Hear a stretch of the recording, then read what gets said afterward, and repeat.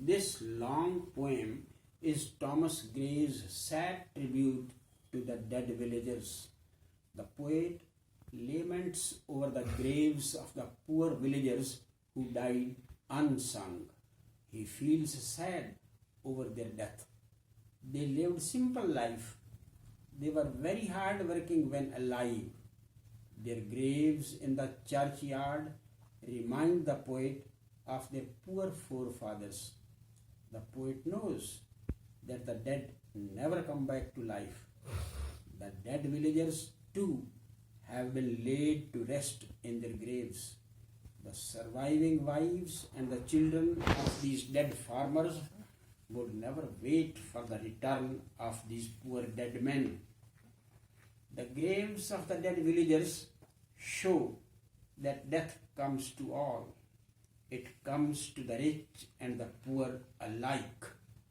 Death spares none.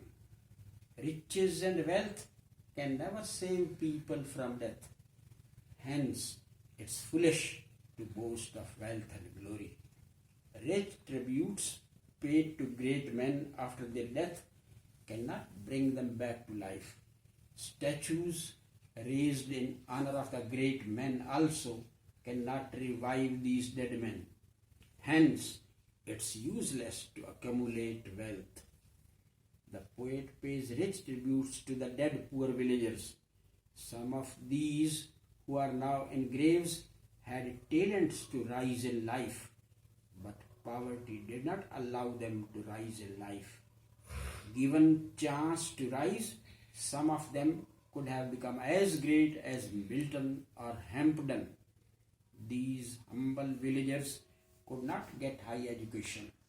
Their poverty prevented them from getting education, but they were lucky not to commit crimes. Their lives were pure and free from corruption. The dead in their graves could shine like gems if they were given opportunities, but they were like sweet flowers growing unnoticed in untrodden ways. The poet does not like the rich to despise these poor villagers. The rich should never hate the dead poor villagers for their unattended graves.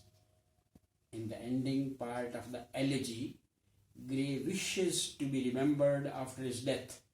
Like all people, the poet also desires not to be forgotten after his death. The last wish of the poet is contained in the epitaph which he himself suggests.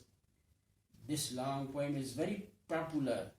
It contains the sad musings of the poet when he notices the simple, unadorned graves of the dead rustic countrymen.